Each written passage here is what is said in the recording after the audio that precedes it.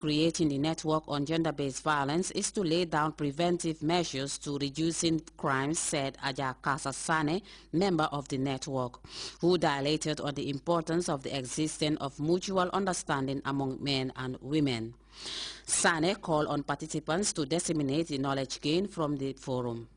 For her part, Hadi Boch-Barrow, the coordinator of the network, the group's main aim is to eradicate all forms of violence against women and girls. She called on other partners to join hands with network on gender-based violence in order to achieve their development goals. Fanta Jata Sow, Women's Manager Action Aid, also highlighted on the need to understand laws that are put in place to protect women. The Action Aid official called for concerted efforts from all stakeholders to protect and guide our society. The forum is one among a host of programs organized by stakeholders in helping reduce gender-based violence in society, and organizers are hopeful of raising increased awareness of this vital issue in society in a bid to achieving their development goals. For GRTS News, I am Fatoumata Simaha. Sky Bank Gambia recently handed over a check to board members of the Jame Foundation for Peace at a brief ceremony. The intervention is the latest by the bank in its drive to complement the efforts of government in national development. Louis Mendy reports. Officials of the Jame Foundation for Peace were full of praise for the gesture by Sky Bank. The bank donated $25,000 to the philanthropic institution at a ceremony held at GRTS building. The chairman of the fundraising committee of the Jame Foundation for Peace, having received the check on behalf of the Jame Foundation for Peace, expressed delight and revealed that the money will be very purposeful as it will go a long way in complementing the government's development efforts. You've responded to our calls or the call of the president to support the Jame Foundation. And we all know that what the Jame Foundation has been doing for the past years, taking care of education for school kids who are unable to pay their own school fees, youth empowerment, women in development, and so many other things as well. So we welcome this, and we hope that this will not be the last time you donating to the Jame Foundation. Not only that we should be expecting a donation when we have a gala dinner, raising fund, but this should be a thing that should be going on all the time from all people in the Gambia. Answering to the call of the Gambia's ongoing development efforts, Sky Bank has intervened in time with this donation. Such initiatives, as Sky Bank Business Development Head explains, should be frequent and therefore not only restrictive, given the rate at which the Gambia's rapid development is happening. We know you are doing a lot for the people of the Gambia, so we thought we should also complement those efforts by coming forward and giving a token donation to the foundation. Actually, we thought we could have even done more, but because of business constraints, this is what we have handy for now. But we are always with Jame Foundation for Peace because we know the laudable efforts that you people are doing to the country, and we appreciate. The amount is expected to help the Jame Foundation for Peace in their efforts to help advancing the welfare of people in the areas of health, education, and agriculture. Louis Mendy, GRTS.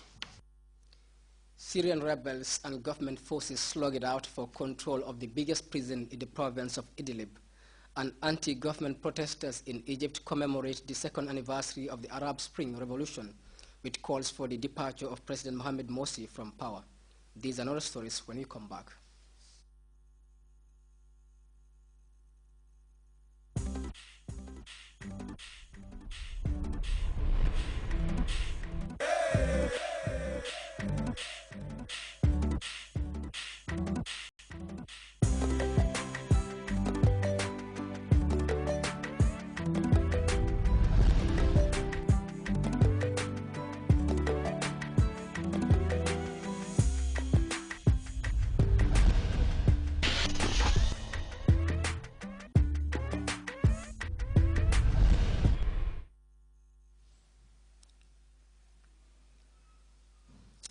In Mali, government forces are pushing Islamist militants out of key areas in the country's northern regions. But as the military gains ground, new stories are emerging about brutal behavior by some Malian troops. Channel 4's Lindsay Morrison has more from the town of Savary. The Malian army is on the lookout for jihadis running from French bombing. Soldiers in units fighting further north say the Islamist fighters are well armed, and many of them very young. In the gendarmerie in Sévaré, an officer brought out a 16-year-old he said had been captured near Douenza, a town the jihadis had occupied until last week. The boy said he'd just been looking for work. They gave us clothes and shoes. We stayed with them, cooking for them. After a few days, one team of Mujahideen went out to fight, but we stayed to cook for the others. He seemed bewildered.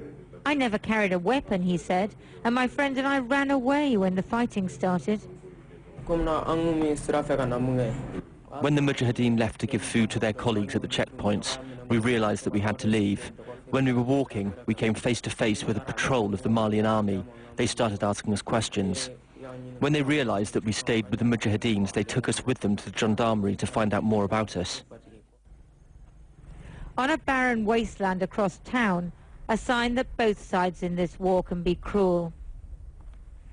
And civilians are the ones who suffer. The well is spattered with blood. The Malian army is said to be responsible. You can just make out a body at the bottom of the pit.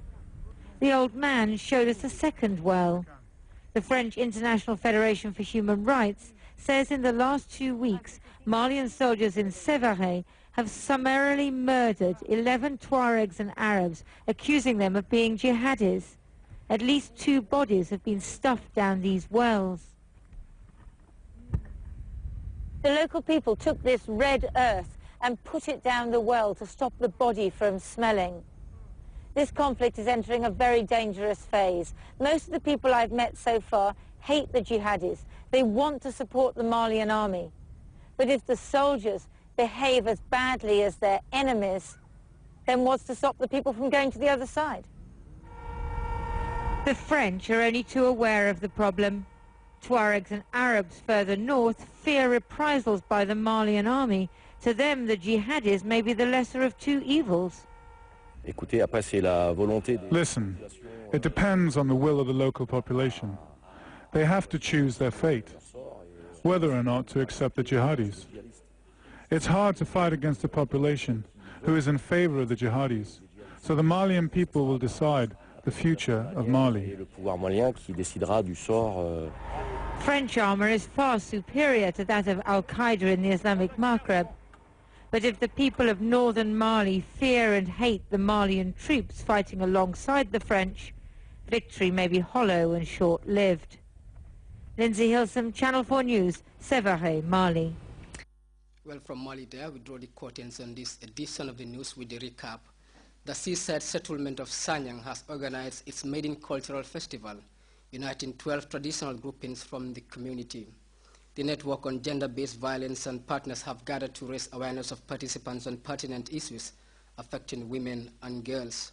Malian troops have pushed Islamist militants further into the north, gaining more ground amid new accounts of brutality by government forces. And still far from reconciliation, Syrian government troops and rebels are locked in fierce fight for the control of Idlib's central prison. That does it for this edition of the news. Thanks for being there, and do have a wonderful night from me.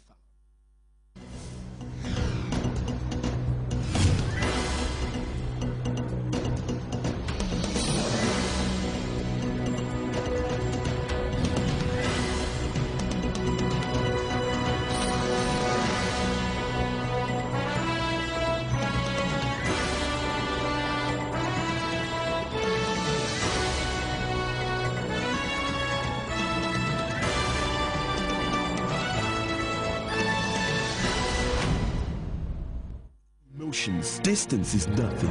With MoneyGram's fast 10-minute transfers, you can send cash to over 197 countries across the globe. MoneyGram, bringing you closer.